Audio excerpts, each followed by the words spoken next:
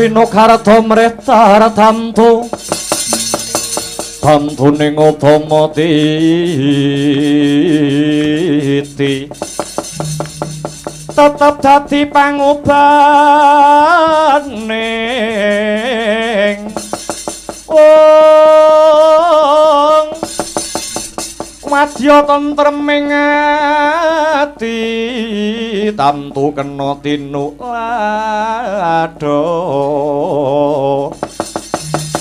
diasilir wulan dadari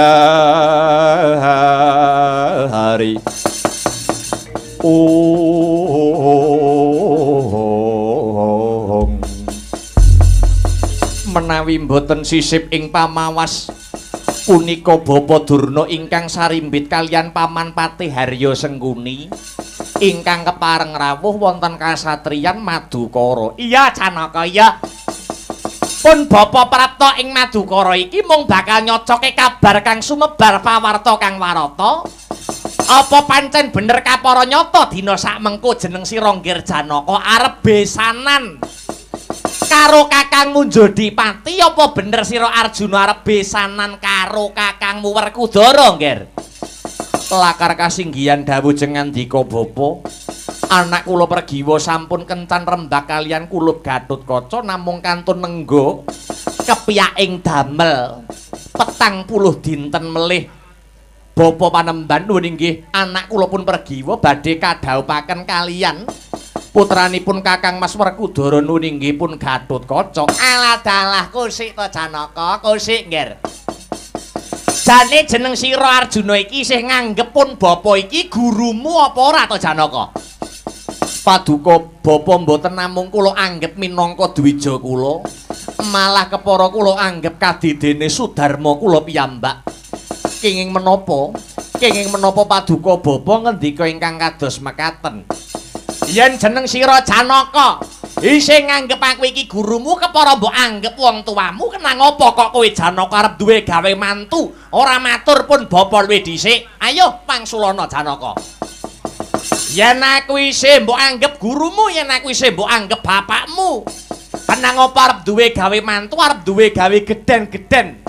Ngundang dulur adoh, ngundang dulur cedhak, ngundang tangga teparo, lah kok babar pisan. Ora nyenggol pun bapa karepmu piye Janaka? Duh bapa, dalaran saking katahing jejibahan ingkang sinangkul pundak ngantos kula lepya asung pawarta lan matur dumateng jengandika Bapa Durna. Sok-sokne aja dibaleni. Merga ngrabekke anak iki ora waton grusak-grusu Janaka. Ngrabekke anak iki ora mung kanggo sedina rong dina nanging sepisan dinggo selawase. Tur cara wong tuwa-tuwa biyen arep ngrabekke anak iki ana pitung-pitung sing gumathok. Nuwun inggih nyuwun pangapunten Bapa Panembahan Durna. Kok sik?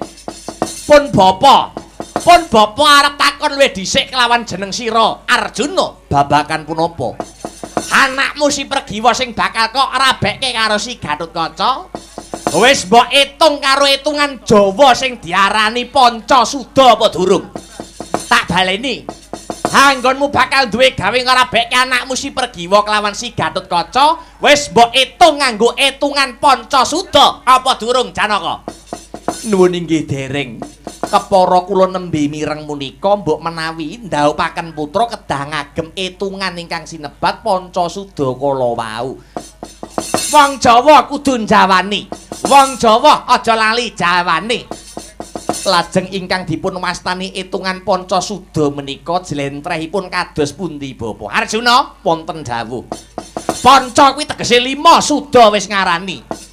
Lajeng kersanipun ngene. Pancasuda kuwi jlentrehe dina kelairane manten lanang karo dina kelairane manten wedok dijumplah. Yen wis dijumplah terus disuda 555 kari turah pira? Yen dina kelairane manten lanang karo manten wedok wis kelakon dijumplah njur disuda 55 kok entek. Kuwi tegese kobong utawa sampyuh. Durung nganti tutuk anggone bebrayan mantene mati kabeh. Kuwi yen disuda 55 ora nyisa. Lah yen disuda 55 kok turah siji, kuwi jenenge pegat pati, kuwi ya elek, kuwi ya ora becik. Sak rampunge dedaupan mantene bakal mati salah sawiji. Lah paling apik yen disuda 555 turahe loro. Loro kuwi tegese jodoh. Yen disuda 55 turahe telu kuwi ya apik, kuwi ya becik, sak tiba malange bakal kepenak uripe. Arep dodol bakal makmur, arep nandur bakal subur, usaha ya bakal sempulur. Lah yen disuda 55 kok turah 4 kuwi jenenge pegat urip. Lupute si manten kena godha njur pegatan, ya pegat rezekine. Sak tiba nangine nyambut gawe ora ana asile kena diarani pedaringane bocor. Nuwun inggih Bapak Panembahan. Mudeng ngerti, paham Janaka? Nuwun inggih. Lah anakmu si Pergiwa arep kok jodoke kelawan si Gatotkaca wis kok itung nganggo Pancasuda? Dereng. Yo saiki diitung bareng-bareng. Si Pergiwa anakmu wadon kuwi dina kelairane apa? Anak kula Pergiwa lairipun nuwun inggih Budha Kresna. Budha Kresna kuwi tegese Rebo Wage. Rebo kuwi 7, Wage kuwi 4. 7 ditambah 4 11. Nuwun inggih. Saiki si Gatotkaca dina kelairane apa Janaka? Gatotkaca menika dinten kelairanipun Tumpak Seta. Tumpak Seta ki tegese Setu Legi, lakar kaluhuran. Setu ki 9, Legi ki 5. 9 tambah 5 14. 14 ditambah 11 selawe. Selawe disuda 5555 wekasane entek. Kobong sampyuh bakale omah-omahe anakmu si Pergiwa lan si Gatotkaca Janaka.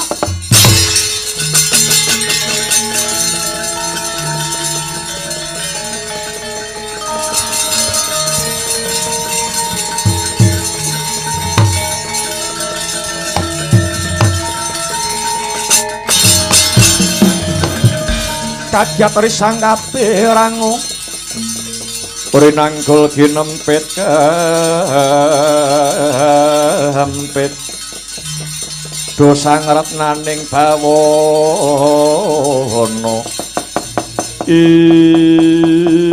waduh Bapak sanget boten nginten menawi badhe kados mekaten kahananipun putra kula kekalih. Mula yen ana apa-apa wong tuwa kudu disenggol, wong tuwa ki dijawil.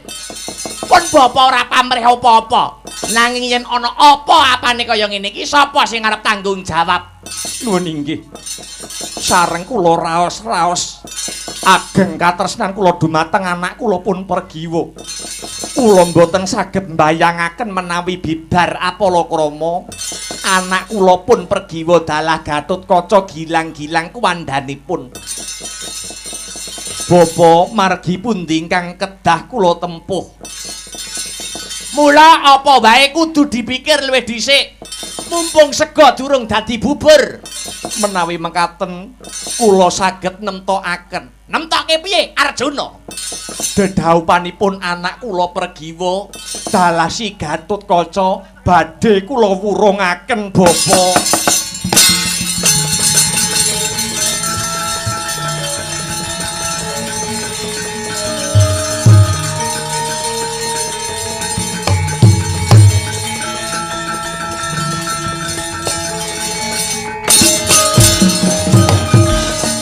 Ora mengaruhi lho Janaka. Aku mung kandha ngilmu Jawa sing jenenge Pancasuda. Nanging kabeh keputusan kuwi balik marang jeneng sira Arjuna. Sampun madhep mantep ingkang dados raos kawula.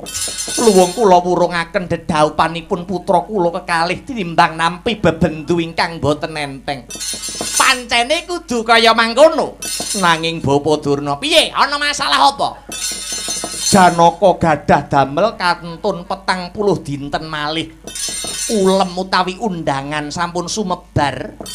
Lajeng menawi kula gadah damel wurung menapa mboten kucem asmanipun Kang Putra Madukara. Kabeh kuwi kena disikapi Janaka.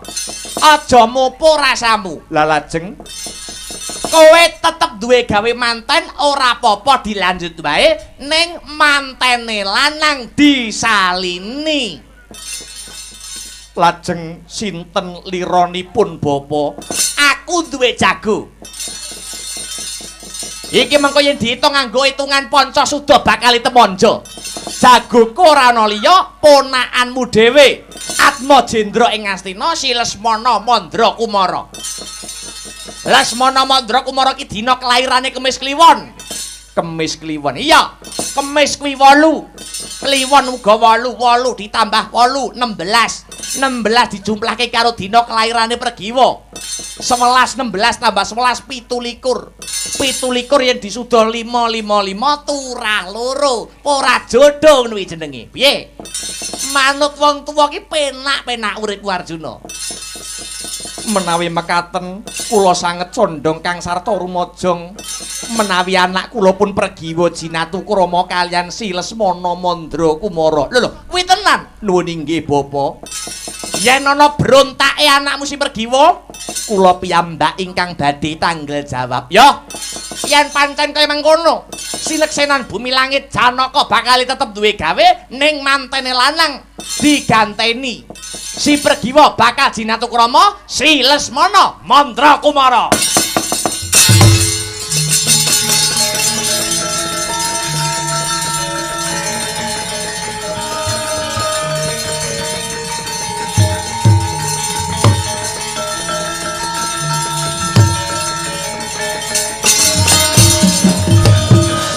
Pandhita karya wangsit pindha kumbang ajab ing tawang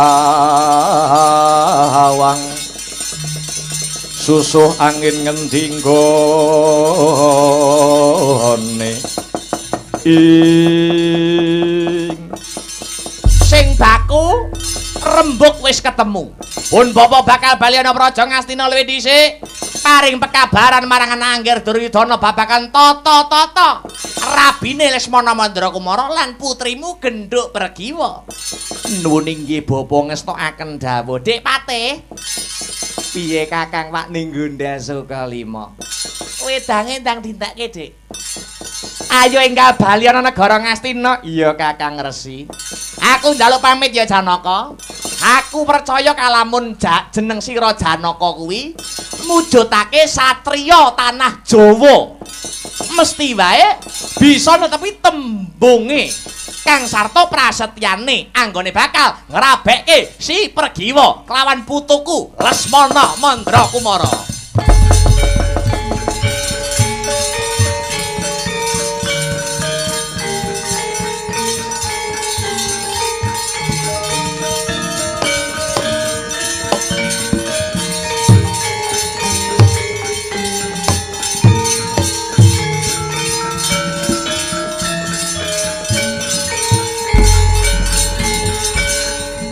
Tekan santoso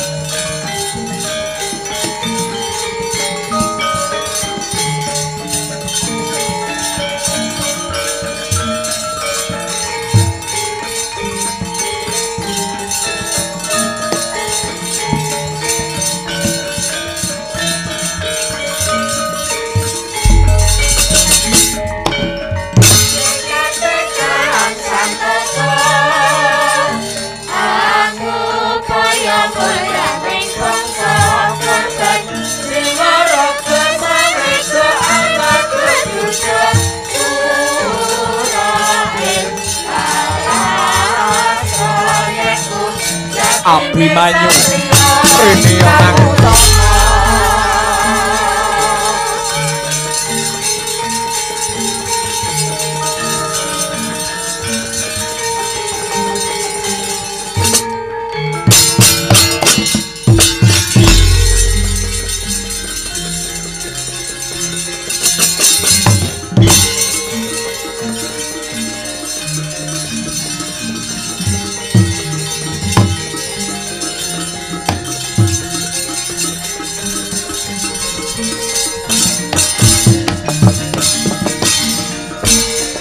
anut lakuning Kurawa ngune padine Sang Abimanyu. Padine Sang Abimanyu kena ing citra. Ing manter timbalanipun Kanjeng Rama nimbali kang putra pun Abimanyu. Abimanyu arsa ngangklungaken jangga nilingaken karna nenggara mentas sabda tama saking Kanjeng Rama Arjuna. Abimanyu kula wonten dawuh. Dina iki aku bakal takon marang jeneng sira Abimanyu. Jeneng sira Abimanyu kuwi anakku, Abimanyu kuwi putraku, banjur kewajibane anak marang Sudarma kuwi apa? Abimanyu mara coba wangsulana.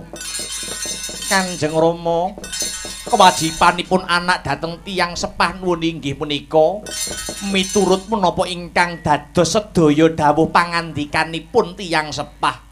Yen aku kandha ngalor, Abimanyu badhe ngaler. Yen aku kandha ngidul, Abimanyu nuwun inggih badhe ngidul Kanjeng Rama. Yen ngono ana kewajiban kang kudu sira sangkul. Dina iki uga Abimanyu lumarapo marang kasatriyan Jodipati. Matura kelawan uwakmu Werkudara, uwakmu Kakang Werkudara kalamunta dedhaupane Kakangmu Gatotkaca kelawan Si Pergiwa bakal kabatalake Abimanyu, bakal kamurungake. Duh. Kanjeng Rama nyuwun sewu. Menapa ingkang dados daruna kok ngantos dedhaupanipun Kakang kula Gatotkaca wurung kalian Kakang Mbok Pergiwa? Wis ora susah dadak takon. Mesti wae Sudarma utawa wong tuwa kaya aku duwe gegayuhan kang becik, duweni gegayuhan kang apik tumrap anakku Si Pergiwa. Jeneng sira Abimanyu enggal budal ora sah kakehan pitakonan. Tindakna kewajibane anak marang Sudarma yuki ngestu padha apa sing dadi dawuh pangandikane wong tuwa. Nuwun inggih menawi makaten kalilan kula nyuwun pamit lumarap wonten ing Jodipati. Iya, Abimanyu, mbarengi sintrang samirana aja nganti nguciwani apa sing dadi sesanggemanmu, kudu mbok tindake kanthi bener becik. Sintrang samirana entereng wae, pamitan turu ing parang. Pinungkon ing manon, tumapa ing lakon. Sintrang samirana entereng wae, pamitan turu ing parang. Pinungkon ing manon, tumapa ing lakon.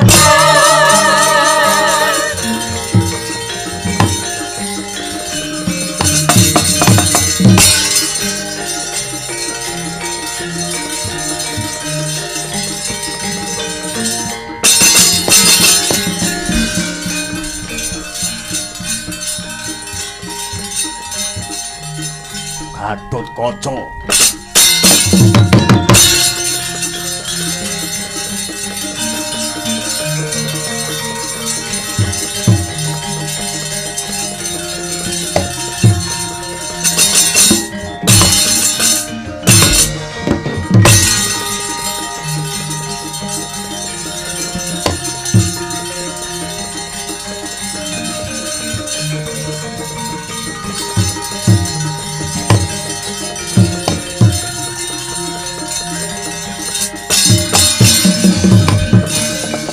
Rikata sang Gatut Kaca Tinon mabak Arka Suta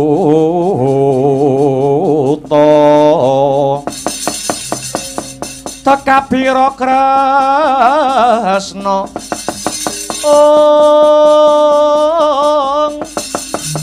Partamanahar muji sakti nira Partamanahar muji sakti nira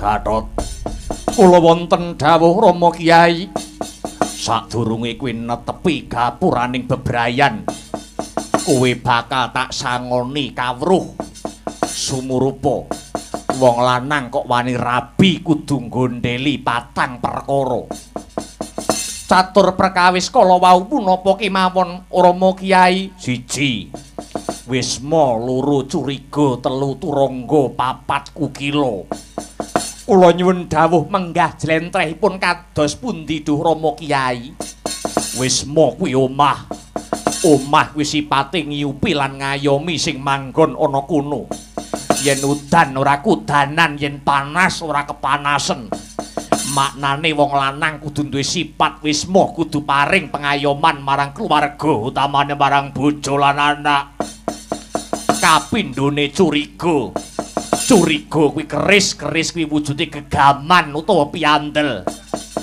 tegese wong lanang kudu duwe piandel nyukupi kebutuhane keluarga angka 3 ya kuwi wujude turangga kuwi tegese jaran kae playune banter maknane wong lanang kudu banter pamikire landhep panggrahitane wekasane wong lanang mau bisa ngrampungke perkara kalamunta sajroning bebrayan mau lagi ana perkara ewadene sing pungkasan angka 4 wong lanang wani rabi kudu duweni watak kukila utawa manuk kae swarane apik bisa gawe sengsem sapa wae kang ngrungokake tegese wong lanang sajroning omah-omah tembung sak tembung kudu dijaga aja nganti gawe tatu atine wong wadon jalaran wong wadon kuwi atine alus kesinggol swara banter sithik atine wis kronto-ronto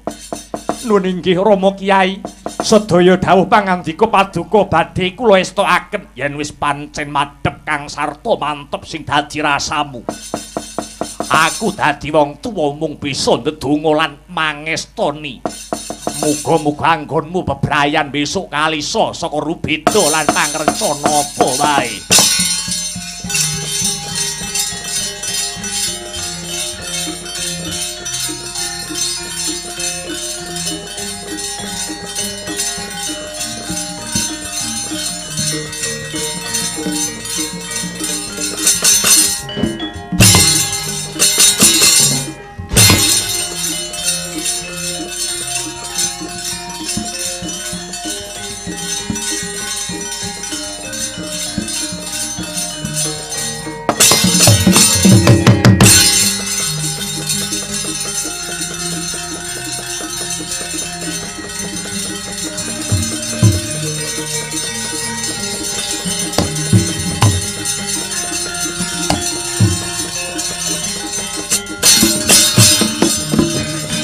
mongko kantining tumuwuk salami mung awas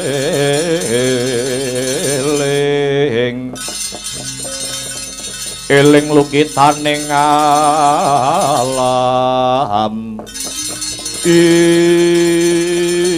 bocah plongko wati abinanyu sing teko nuwun inggih wa ana parigawe apa kunjuk atur wa mundi dawuh saking Kanjeng Rama Janaka mbok bilih dedaupanipun Kakang Mas Gatut Kaca lan Mbak Yu Pregiwa badhe dipun wurungaken Kanjeng wa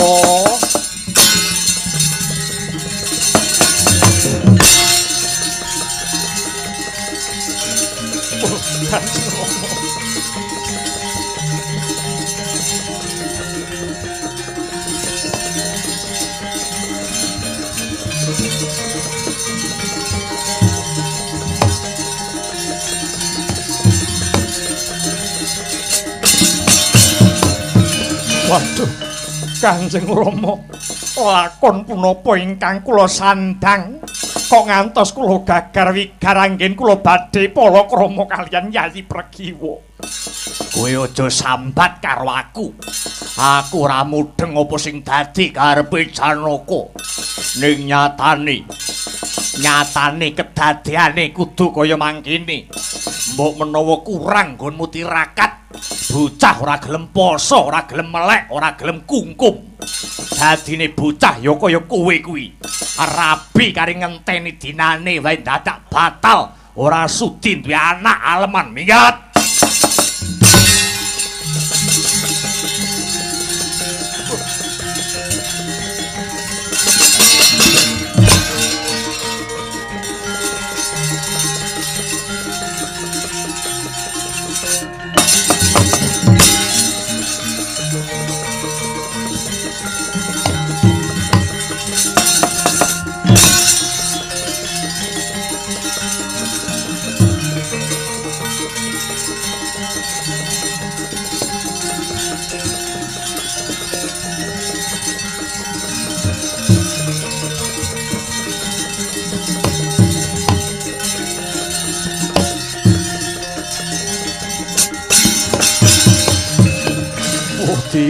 Dewa.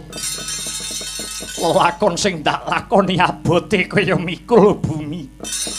Layak to layak. Durung suwe kae Gatotkaca nate ngimpi. Kasatriyan Madukara kena dayane ngombak utawa banjir. Tinemune jebul paman Janaka batal ning nggonku bakal dedhaopan lawan Yayi Pregiwa. Oh Dewa, banjuten nyawane Gatotkaca timbang aku nyawang Pregiwa rabi karo wong liya. Wong lanang ecek-ecek iki piye? Oh Prabu.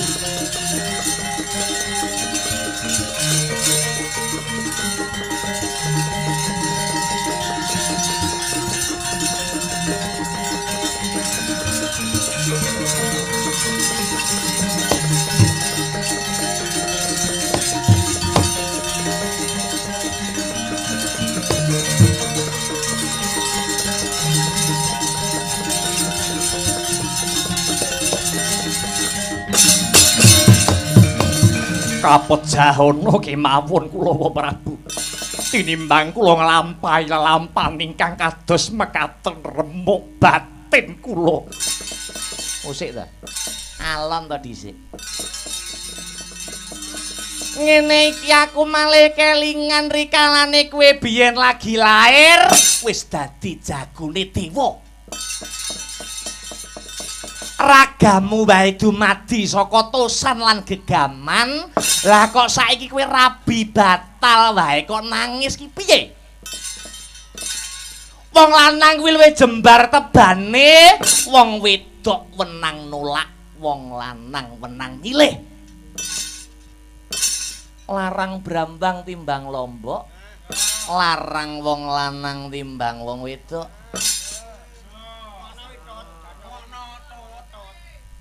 Iki gondelana. Karo dene jagat iki ora mung sagodhong kelor. Isih akeh wong wadon kang ayu ning ngungkul isi Pregiwa. Kowe munggah kayangan njaluk widodari menyang para dewa, mesti bakale diwujuti. Merga kowe biyen tau labuh marang kayangan. Entuk widodari iki ora nyenengne. Widodari iki panggah enom ndak iso tuwek. Gek bar diprawani let sedina pulih neh prawane. Ora demen kowe duwe bojo selawase jek perawan ora demen. Nanging batin kula mboten kenging dipun selaki namung Yayi Pregiwa ingkang saged njiret manah kula. Ngene tak kandhani ya. Cara aku biyen wong loro kok wis padha senenge ning wong tuane kok ora setuju ditengiri yen. Lho aja. Kosek ta. Durung dadi hake kok wis blunas-blunus. Kuwi jenenge Cina. Dalile agama nyedhaki wae ora entuk apa ning lakone. Cara nom-nomanku dhisik. Cara nom-nomane Prabu Kresna, cara nom-nomane Pak Desipan dhisik. Bapake utawa ibuke ra setuju colong gawa lunga.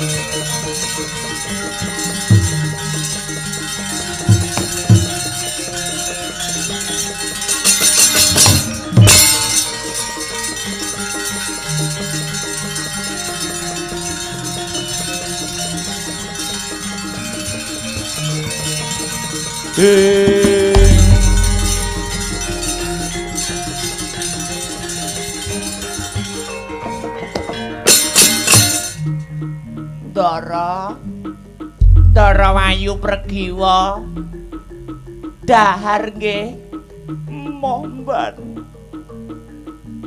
unjuk nggih moh jenengan awake saya kuru kamangka jenengan badhe dipun dhaupaken kaliyan Raden Mas Lesmana Mandrakumara.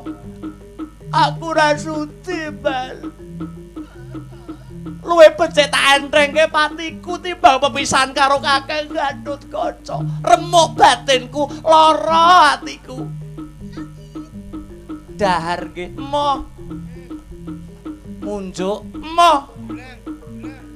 Kula pundhut ki cilok nggih.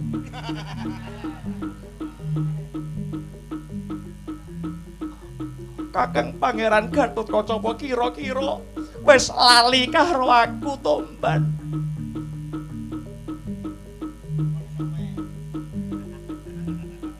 Pangeran.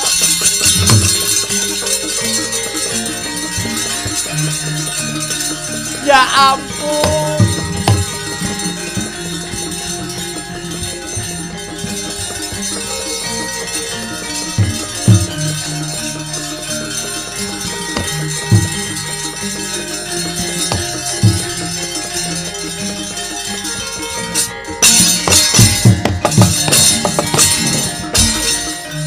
Paduka ingkang kula anti-anti Pangeran.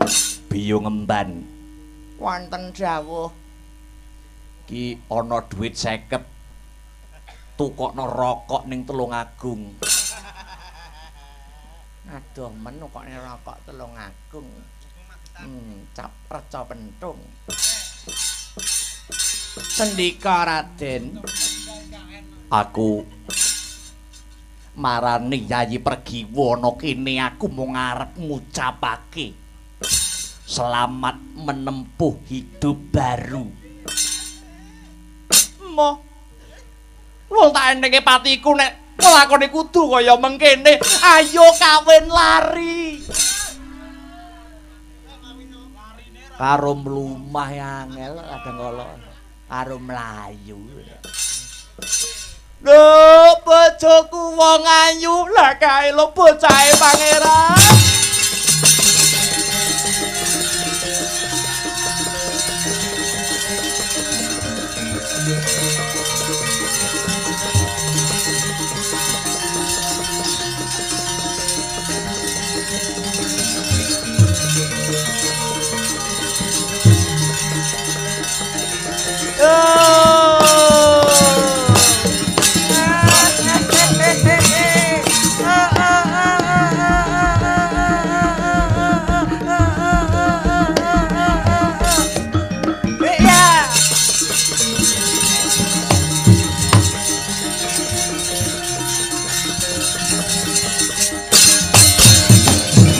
Oh, brekiwa brek. Pun kakang sing teka. Kowe kok malah mau rangkulan karo Gatut Kaca karepmu piye?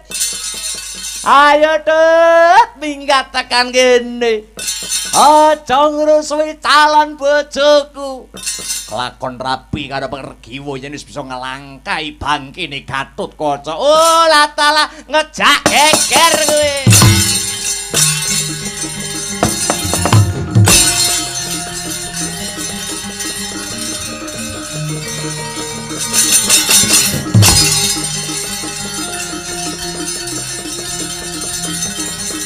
Wah.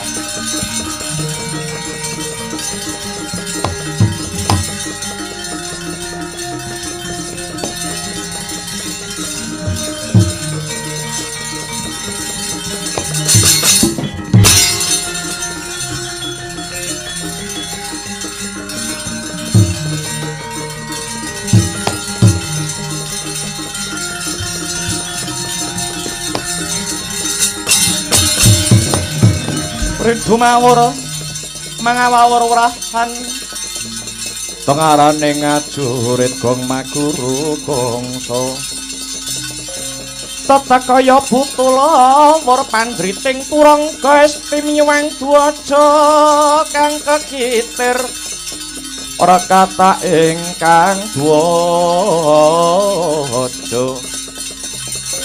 dwaja lelayu sebit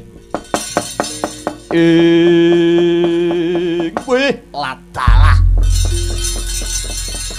dari satriya pepethinganing jagat jagone para dewa lah kok arep maling ora ngidep isin mbuh ora idep Karto Marmo edan jangkar karo wong gerang Gatut Kaca minggat apa ora tekan kene ora gelem minggat kalau tak lokke sak dosamu ngejak pirang dina ladeni remet dadi ndok pengamun-amun kowe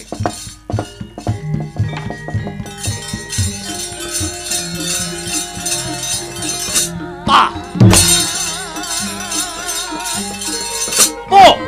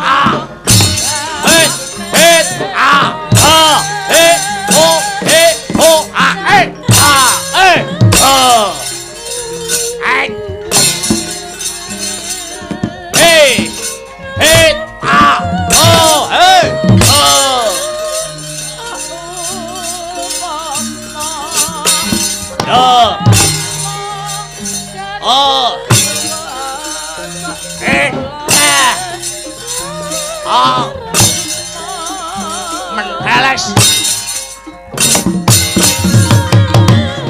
Wah.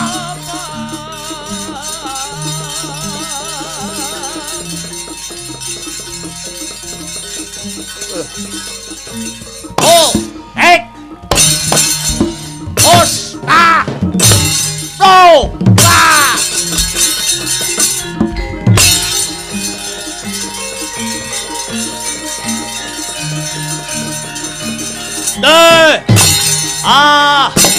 Hey, hey, oh, hey, hey, oh, what, oh, low, what, oh.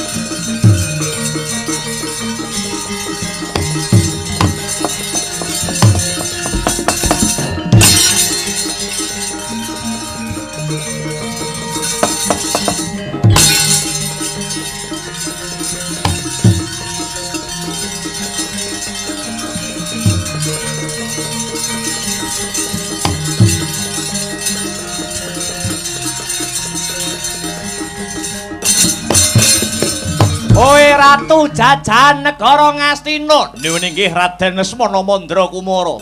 Jenengmu Yaksa Pradenta. Ana kewajiban kanggo kowe. Kewajibanipun menapa? Dina iki maratuwaku Raden Janaka lagi kepengin mateni si Gatotkaca krana wani mbedhang calon bojoku. Calon bojoku si Pregiwa aja nganti lunga, aja nganti mlayu tutu tana playune. Pandha nyemot boyongan ana ngarepku Yaksa Pradenta. Nggih, ngespaken dawuh.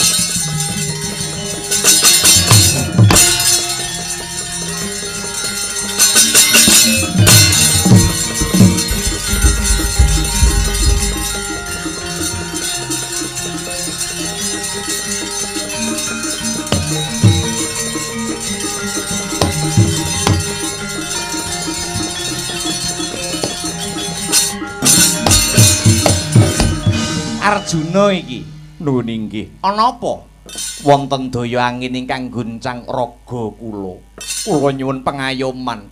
Lho si Adi bubar ngopo badhe ngukum Gatotkaca? Perkarane kula wurungaken dedhaupanipun kaliyan anak kula pun Pregiwa piyambakipun boten trimah. Njur anakmu arep kok jodoke kaliyan Lesmana Mandra Kumara. Lah iki kowe iki aja ngawur Janaka. Kowe kuwi satriya lho, Di. Rembug wis gumathok dina wis dadi. Lah kok si Gatotkaca karo Pregiwa arep kok batalke dosa, Di. Jal saiki aku arep takon si Adi iso batalke dedhaupane si Gatotkaca lan Pregiwa. Jalarane apa? Ngemban dawuh Guru Durna. Awit Gatotkaca upami Apalakrama kaliyan anak kula pun Pregiwa menika tembinipun badhe nemahi bebendu kanthi dasar itungan Pancasuda. Ngene lho. Kowe kuwi kok percaya karo Pendhita Durna, karo Patih Sengkuni, wong jaban rangkah, wong-wong Kurawa sing arep ngrusak wong-wong Pandhawa kanthi pengajap ringkihe Pandhawa. Iki maneka warna carane klebu nganggo cara mbatalke dedhaupan iki. Aku gumun karo kowe Janaka.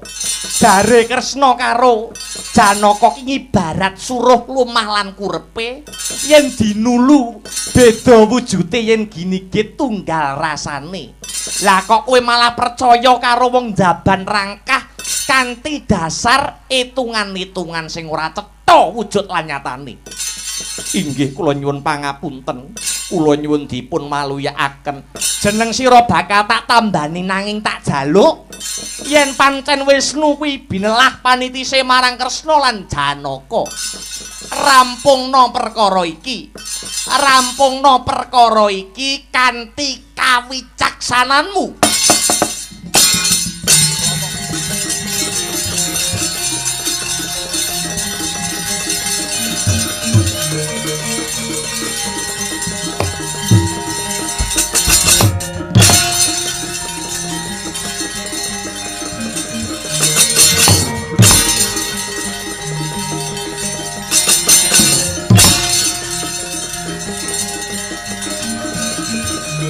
Hey!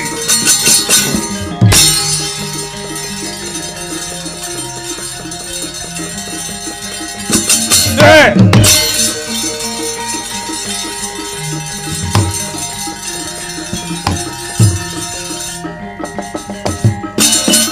Ya, wis nglakon tak pondhong si Pregiwa ngemban dawuh Raden Lesmana Mandra Kumara. Nanging bareng tak pikir-pikir, Dewi Pregiwa ki yo ayu. Eman-eman lek rekoso nyidra utawa nyolong Dewi Pregiwa. Timbang tak wenehke Raden Lesmana Mandra Kumara. Luwung tak kukup, tak boyong ning negaraku dhewe.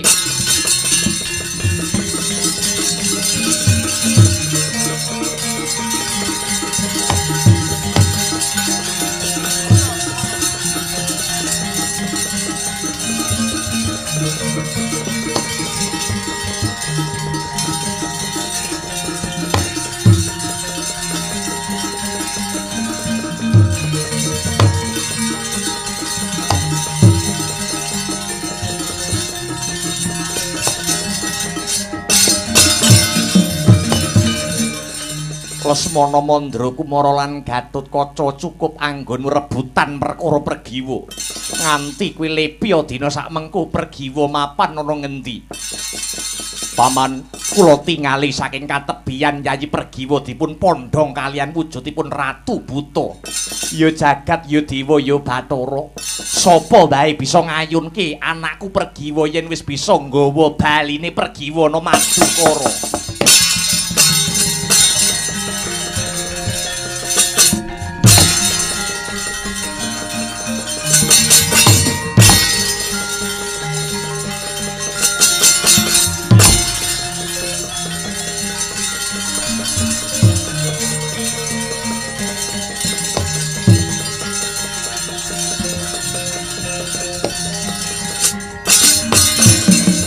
Yaksa Pradenta.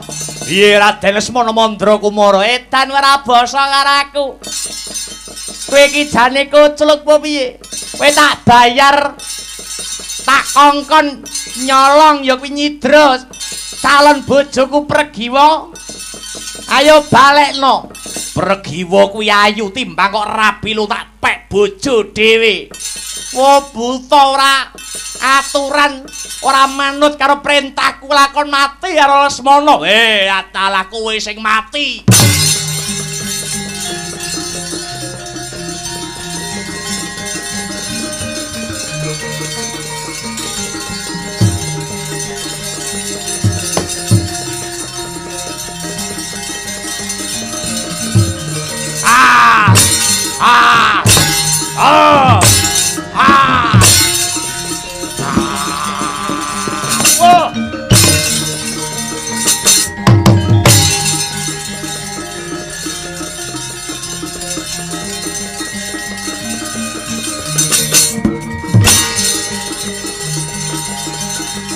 Hey!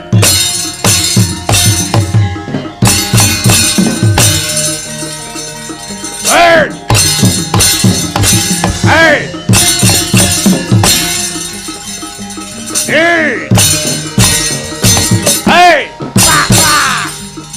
Questo!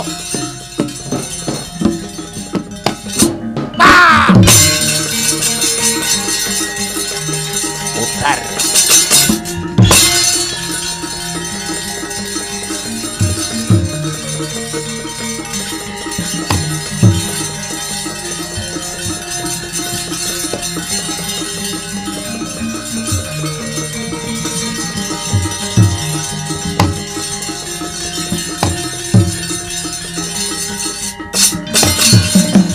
Mawon kang katrajang ing dahana wadya sanggep keprabon perangkang obro markota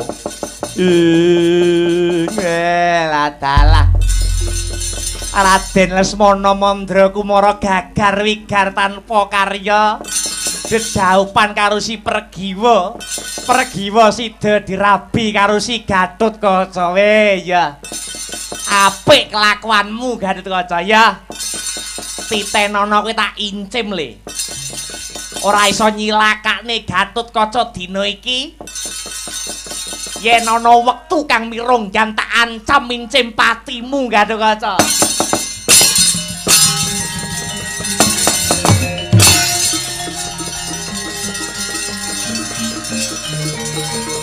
Milang kori